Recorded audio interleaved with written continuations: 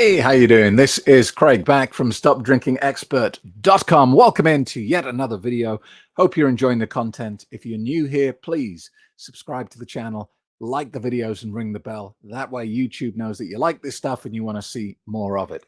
So today I want to ask you the question, do you live in the alcohol capital of the world? And it's strange because there is no consensus on this.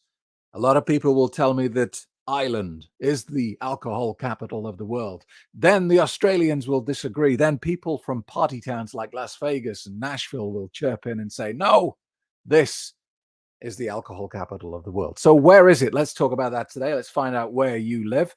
And more importantly, let's see how you escape the social proof. How do you escape the mentality in your town, city, or country around alcohol and live a happy, sober life? That's what we're talking about today, so let's do it. Discover the world's most successful and respected online quit drinking program today. It gives you real mental freedom from the clutches of alcohol. Craig Beck helps you understand what alcohol does to you, how it works. Are you finally ready to take action? Your sober journey begins 11 a.m. Sunday. Reserve your space at my next free quit drinking webinar. So I've had this strange response from people around the world, and I don't know why I'm surprised about it, because everything to do with alcohol is weird.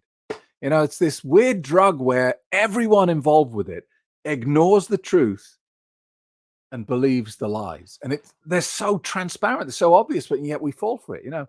When you go to the bar and the barman says, what's your poison? We just ignore it and go, yeah, my flavored poison's this one. When you talk about having a great night out the night before, you say, oh, I was slaughtered last night. What? That's not a good word. Slaughtered doesn't mean something amazing happened, and yet we ignore it. And the same is true with the mentality, the kind of herd mentality about alcohol. I remember when I first did a quit drinking boot camp in Nashville, a few people said to me, why have you chosen Nashville? It's the worst place to do this. Everyone loves alcohol here. Why would you come and do this here? And I'm thinking, because if everyone loves alcohol here, I'm needed here more than anywhere else, surely. And I had the same response in Dublin. You know, when I was telling people I'm going to Dublin, Ireland to do a quit drinking boot camp, everyone's like, worst place in the world to do it. You'll get no people turning up. They love alcohol in Ireland. Yeah, you're missing the point. And so I've heard that all the way around the world. I heard that in Sydney, Australia. I heard it in Nashville. I heard it in Dublin. Wherever I go, there are people who say, you can't do this here. We love alcohol. So let's have a look. And thank you to Mick for this suggestion. It was Mick, who you just saw in that little video clip, actually, who suggested we take a look at this.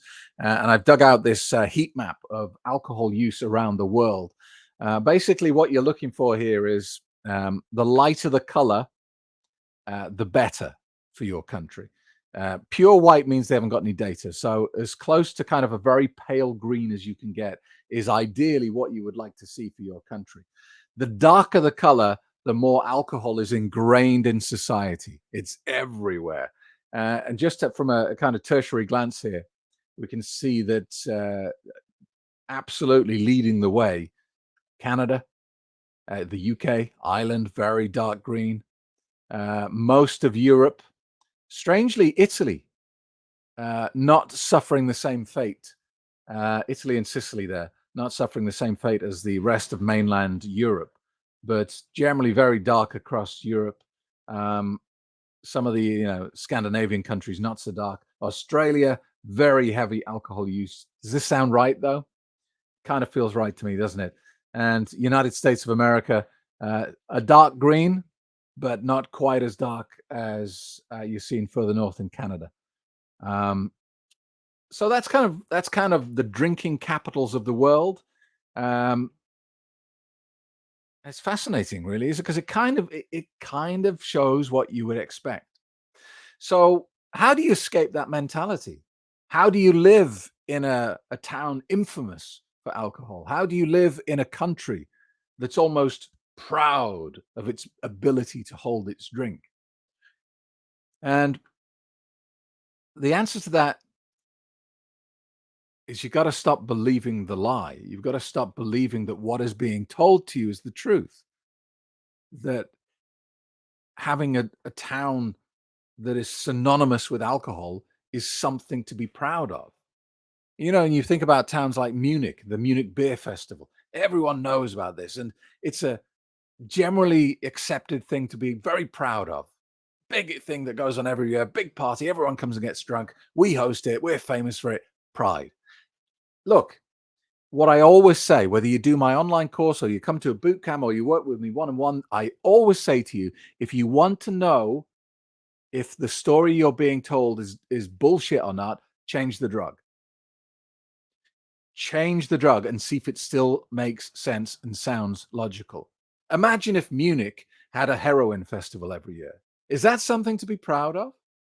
Imagine if Munich had the annual glue sniffing celebration and the whole world came and sniffed glue. Would that be really something that Munich would want to boast about and put in tourist brochures? Or would they hide it away and try and deal with it? And some people will say, that's ridiculous, Craig. Heroin's a very dangerous drug and, you can't be encouraging the use of that. But again, it doesn't make any sense because heroin kills what? Probably under 100,000 people a year, or at least in the low 100,000s. And alcohol kills 3 million people. So what do you mean that's the dangerous drug and alcohol's the safe drug? It doesn't make any sense. So always change the drug, And you think about all these party towns that you hear about. We've got one here in Cyprus called Ayia Napa. It's carnage. And they sell cheap local spirits, like copies of the famous brands. I mean, God knows what it is.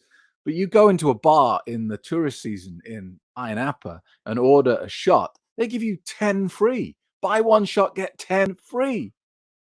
It's insane. But it's renowned as a party center, yeah? Again, change the drug. If Ayia Napa was famous the world over for its cocaine use, would Cyprus really be touting this as a great place to go for young people? Would we be proud of that reputation? So that's what I mean about this drug. Don't believe what you're seeing around you. It's an illusion. It's not reality. And when you get sober and when you get it clear in your head that you're not missing out on anything, and you start to see the performance from the wings, so to speak, instead of being on the stage or in the audience, you're viewing it as what it is, an illusion. It suddenly becomes something you just don't want anymore. When you have that mindset, when you have that strength of mind about this drug, you can walk through the party towns of the world without the slightest hint of a temptation to join in. You can witness all the carnage around you and feel so rock solid and certain in your sobriety that at no point does it tempt you. And that is what you're aiming for. Freedom. Not to force yourself to stay away from something you want. That's how all the other systems work. That's willpower, isn't it? That's not a solution to your drinking problem. That's a life full of misery until the day you die. What you're striving for here, and what I do in my course, is get you to the point of freedom. The point where you simply don't want to join in with the nonsense anymore. So that's it for today. I hope it helps. Thank you very much for joining me. Please like and subscribe to the video. And if you are serious about taking action on your drinking, then join me this Sunday, 11 a.m. for a free quit drinking webinar. I will give you a copy of my best-selling book, Alcohol Lied to Me, as a gift just for turning up. To save your spot on Sunday's webinar, go to stopdrinkingexpert.com right now, and I'll see you Sunday. All right, bye-bye.